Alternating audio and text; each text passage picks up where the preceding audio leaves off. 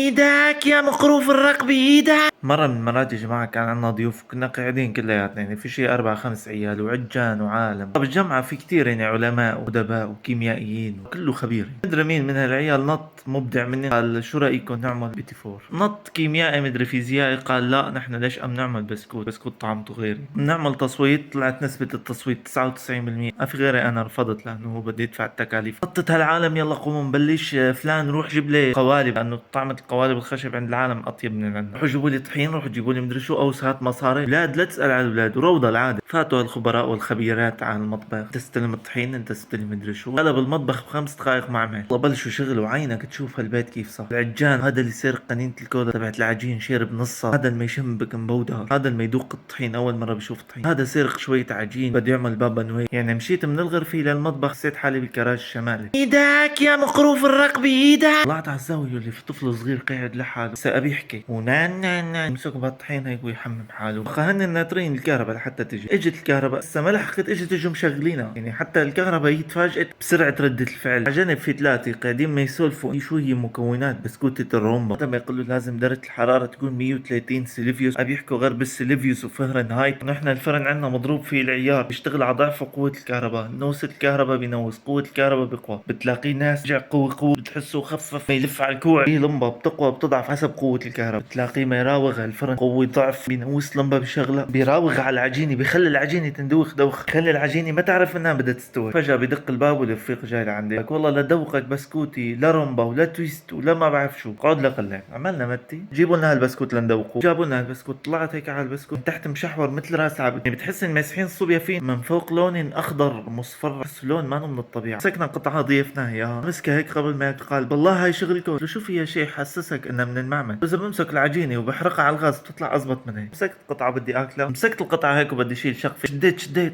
العمى كاوتشوك، نسبة الكاوتشوك فيها فوق 80%. قلنا بلكي آلية أكلها هي مو هيك، مو بالطريقة هاي، بدها قرط معناتها قوة قلب. مريت سني مسكت وبصيت مروا 3 4 سنين. طلع فيني هيك رفيقي قال لي بس جيب لك شيء مهدي، شيء جاكوشي. قلت لك لا طراية شيل هاي من ايدك، نقي هاي شكلها طرية. مسكنا اعطيناها اياها، اخذت انا وحدي مثلها عم كأني حط العجينة مثل ما هي بتمك. انا مارق بالغرفة واللي سمعت ما يسولفوا 3 4 يقولوا لبعض يا لطيف قوام البسكوت شو طلع صح. فت لعندي قلت لي ليش بتفتحوا لكم شي معمل خفان او معمل بلاط؟ القوام ناجح جدا، او مصنع دويليب سيارات، روحوا قدموا على ذا فويس قولوا ان احنا بنعمل سحر يا عم. بنفوت العجين على الفرن نطلع رخام. فيكم تاخذوا عقد بشركة ميسون للعلوك، اكتبوا فوقيتها ميسون لتكسير السنون. إذا حبيتوا المحتوى لا تنسوا تدعمونا، تعملوا لنا لايك، والسلام عليكم.